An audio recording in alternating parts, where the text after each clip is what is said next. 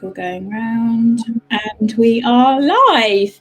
Hello everybody, we thought we'd go live a minute or two early just so you all get notified that we are here. Most of you know me, I'm Sally Rice, I'm the founder of Heartspace Development, and today I am talking with Sally Brady, the business planning specialist, and it's very nice to speak to another Sally because we've commented before, neither of us know that many other Sallys, so welcome Sally, thank you for joining us. Thank you for having me. We were speaking before about how we've both got our fans going on, so hopefully everybody can hear us okay. I think it's coming through fine. So Sally, do you want to tell us a little bit about your background, your career journey, and how you find yourself doing what you're doing right now? Yeah, absolutely. I worked in the corporate sector for about 30 years as an accountant. My last role was with Bell, the cheese company, that laid down my baby Bell, that sort of thing. And I had quite a tough journey with them around squeezing profit margins, that sort of thing. And it highlighted to me that I was coming to the end of my corporate journey. I'd been working with some big companies for years, but as things got tighter and more difficult, I realised myself it's not where I wanted to be with my career, that I would actually like to step away and do what I do myself. And one of the things that came to light with me was the fact that I was working with some really good leaders, some great people, but they didn't have the knowledge of financials, but they did have massive teams around them. So they would have a team of maybe 10 accountants, a couple of us really senior, but then we had teams around us too. So there was a massive support function there. But small businesses don't have that, and entrepreneurs in particular don't have that. And that was one of my drivers, was that everybody should know about the financials, but how do you know about it if you don't have the support? So when I sort of started my journey, I started by doing my coaching qualification. I did a little bit of personal coaching. I still do some exec coaching, but very little now, because I tend to focus on small businesses and helping them with business planning, education around numbers, and then general support. And I thoroughly enjoy it. It's been a huge transition, and I wouldn't say it's an easy journey when you start, but now I look back and 2 years down the line, there's no way I'd go back to my corporate world. It's been an education, but I thoroughly enjoy it. Yeah, I'm definitely on the same page with that one. I'm a little bit behind you in terms of time, but yeah, I can't see myself going back to the corporate world. But it was really interesting what you said there about, small business owners not having the same level of support. I mean, I know when I was in the corporate world, I was sitting on the board. We had, the group director, finance person there to explain things to us. So yeah, I didn't necessarily need to know all the ins and outs. But, as I posted about the other day, as small business owners, we wear all the hats. And we were just talking about that before we went live. We are the salesperson, we are the social media, we are the accountant, we are everything.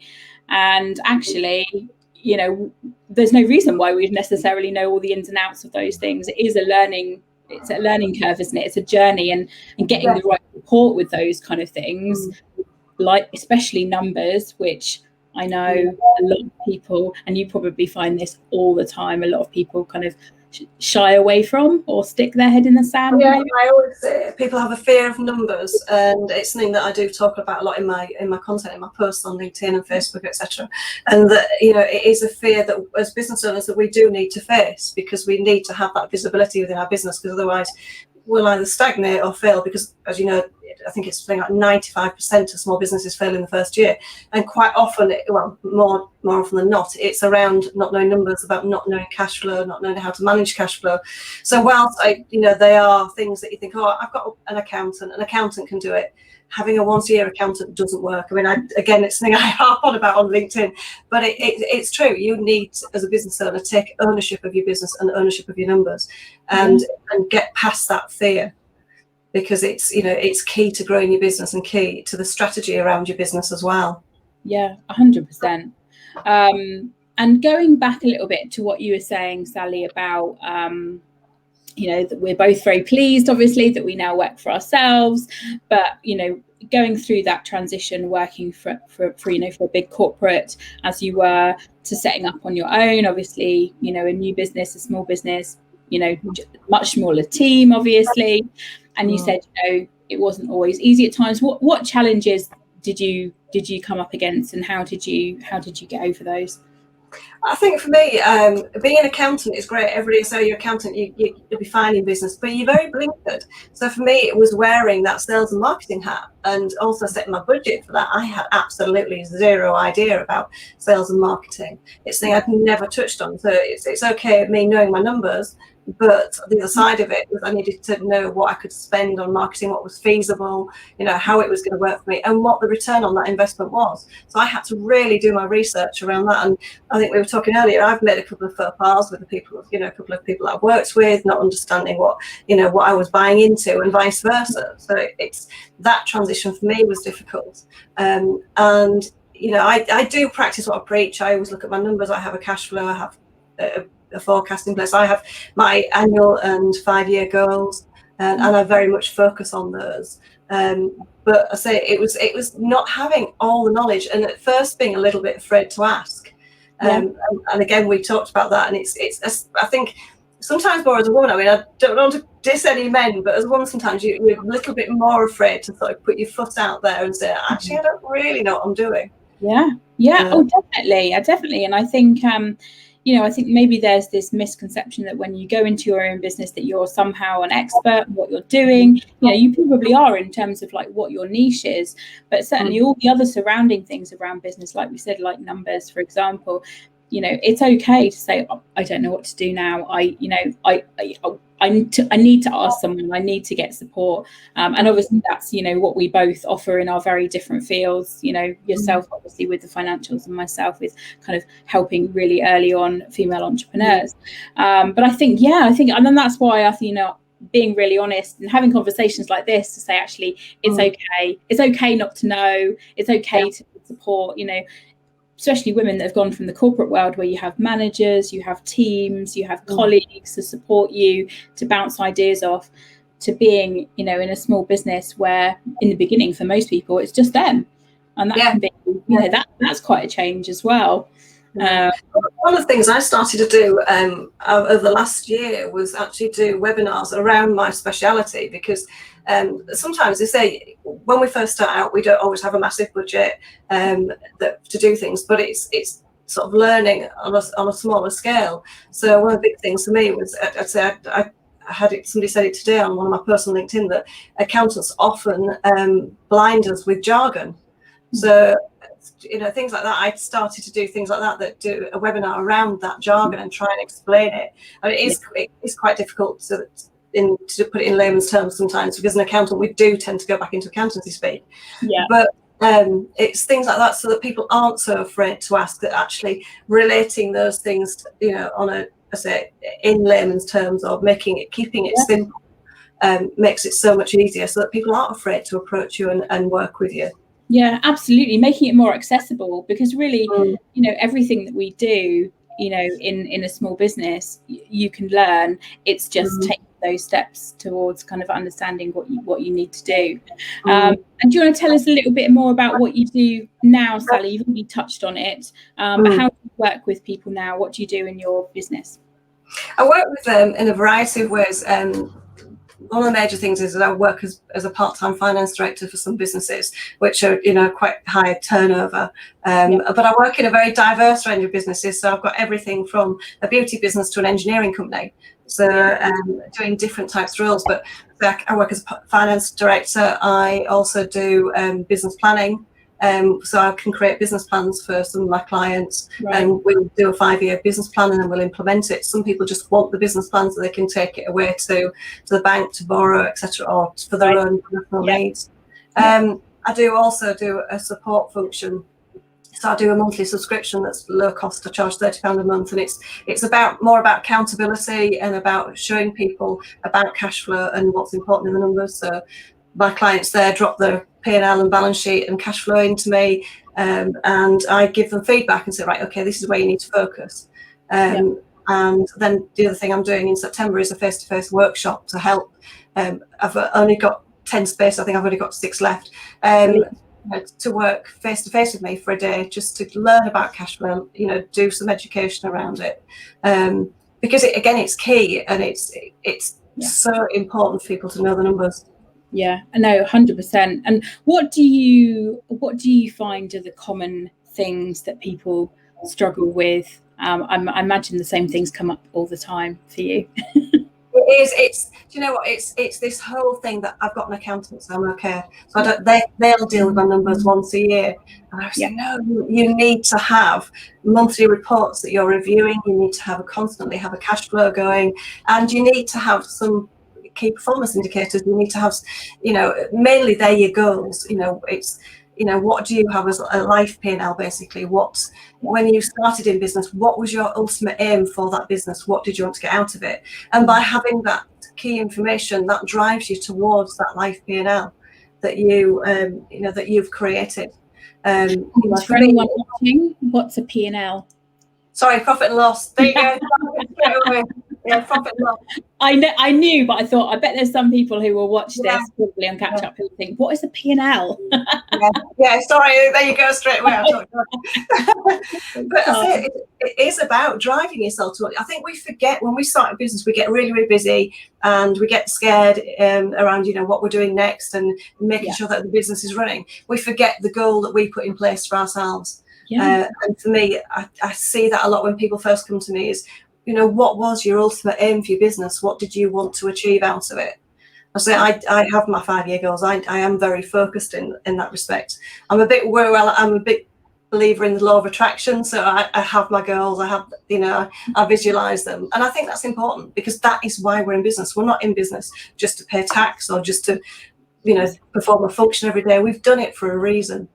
Yeah, no, absolutely. It's really interesting, actually. You mentioned that the woo-woo around money. I've been doing quite a lot of reading recently about money mindset, and I put a post out about it the other day. And I'm reading Denise Duffield Thomas's book, which I'm sure you're aware of. How do you approach that side of things? I mean, you're a very, like me, you come from a numbers background. I'm from an operations background. For all intents and purposes, are very practical people. How did you go on that journey? Because I know I'm still learning on that journey around that kind of side of things. How did you find that, and what do you do now? If you're happy? I'm very, very close-minded originally, and I was very much I was the typical accountant. You can put me in that grey suit and blinkers on. The way you make money is that you focus on this and this. But I think coming into my own business, I realised that actually to create what I wanted to do, I had to actually see it. It had to be tangible to me. And that's when I started to go on that journey. And it was my own business coach that got me into it. I work with Ash Lawrence. And he has that side of him too. He's an NLP practitioner. He's also, is a psychologist. And, it was him that sort of said to me, think outside of the practicalities sometimes. And actually, I've got something here. I can show you. It's a £10 note. And it says on it, thank you for all the money I've been given throughout my life. And that came from the book The Magic, which I did and I'm currently doing again. And that, it wasn't so much the woo side. I think it was that connection with money that said, actually, as we're growing up, we're given a lot by our parents for nothing. And we don't realise the monetary value that they have given us. So recognising that, and when you apply that to yourself and your own business, you start to realise your self-worth. So you think, I have this fee. Yes, some people might say it's expensive, but I know I'm worth it. And it starts drawing that out of you so that actually you'd stop questioning what you're charging and why you're doing your business. And that was the connection for me. It was about, right, okay, I am worth this. And I think that's something else that, when I work with people, I say, don't be afraid to charge because you have a worth. Time is money. And that's how the woo side came in for me. It was more about that realization that actually my two worlds in that respect are connected. That, there's the self-worth and there's the business side of it. Yeah, no, 100%. I was reading a post the other day about how, particularly with women entrepreneurs, imposter syndrome can pop up, as it does for us all at some point, in terms of like, who am I to do this? Who am I to charge that? And actually that can manifest itself in what we charge, how we set our prices and what we feel worthy in, exactly what you were saying, really, what we feel worthy in charging and what we don't. And quite often women entrepreneurs actually end up undercharging because they don't feel the worth in what they do. Yeah, absolutely. I mean, I love that. I find that side of it increasingly interesting. And like I said, the kind of law of attraction and the idea that you can, have a much healthier mental relationship with money. You know, I'm sure a lot of people, you know, who watch this, you know, have been told at some point, oh, you're not very good with money, or who thought themselves, I'm not very good with money, or I'm not very good with numbers. You know, I'm sure that's classic. I'm sure you hear that literally all the time. Oh, I'm awful with numbers. Yeah, every day I hear that. People are, so the first thing they say when I have a meeting with them is, I'm not very good with numbers. And I think one of the things I think you probably noticed in my post, I always say, I am not here to judge, I'm here to support. And I think it's a probably belief, as you say, there's ingrained in us over the years. Oh, you need to know your numbers, but do you know them? And you sit back straight and go, oh my God, do I know them? You know, I'll look stupid here. But I always say there's no stupid questions. I know we said this before we came on live.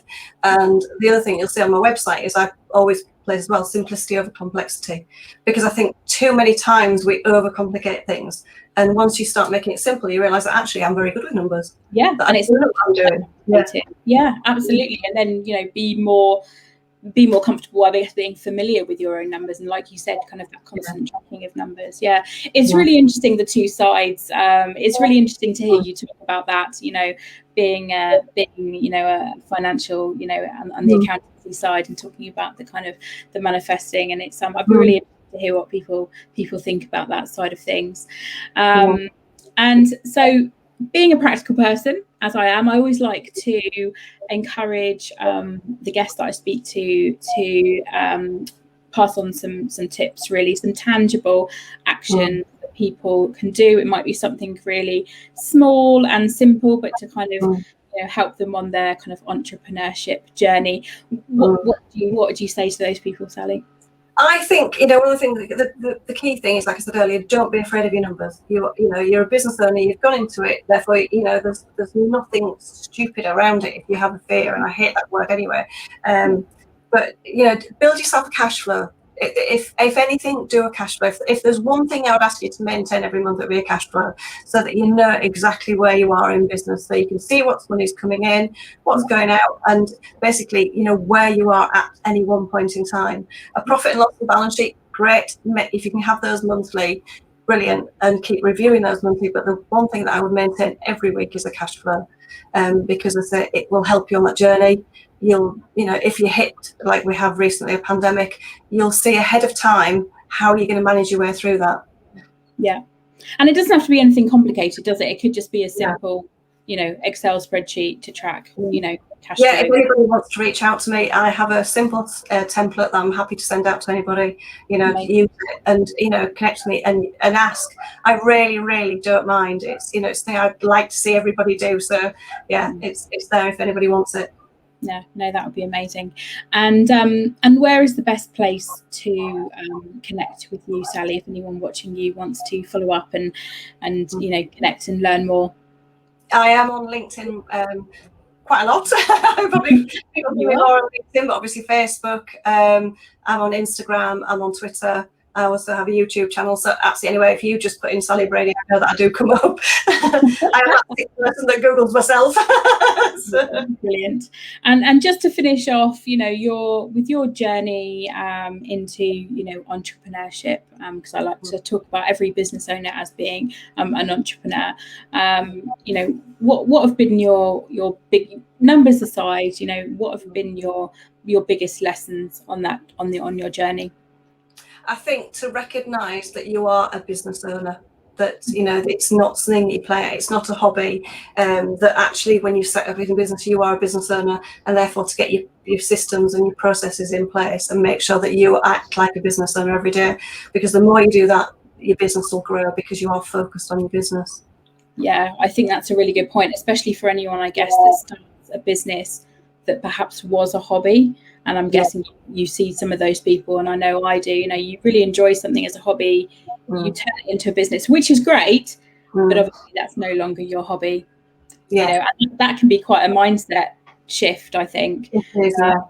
You know, into thinking, actually, no, like you said, I am a business owner now.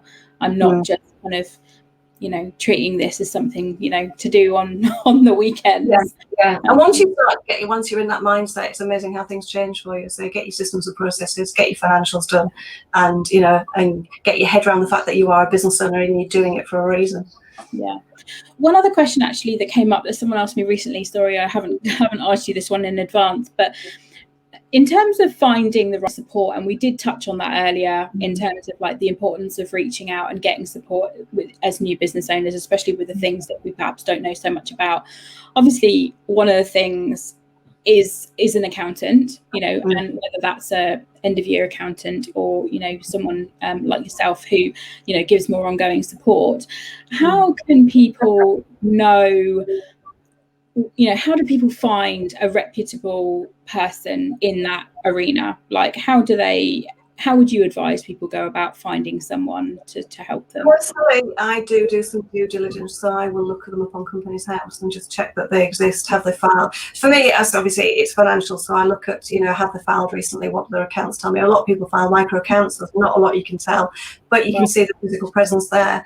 And I also think actually it's about trust, because when you connect with somebody, you will know instantly if, you know, if there's the feeling there. I go a lot with gut feeling when I go to work with somebody, that the trust is there instantly. I'm at ease with them. I don't feel that I can't share, you know, that I know that I can tell there's a support there. And, you know, for me, that's been a huge thing. And I think that, I say, comes back to maybe to the woo side of it, but it's actually, you go with your gut. If you feel that somebody is right, you will know. If you have the slightest doubt in your mind, then there's something wrong. Yeah, it absolutely. I think having that rapport with the people that we work with. I mean, you know, if anybody saw my post the other day about having the ideal client, you know, our ideal client we should have rapport with, because if they were the ideal person for us, you know, to work with, then it should be a really good fit. So I think, I mean, we're all used to meeting someone that we go, oh yeah, I can feel that, you know, in a personal as well as business world.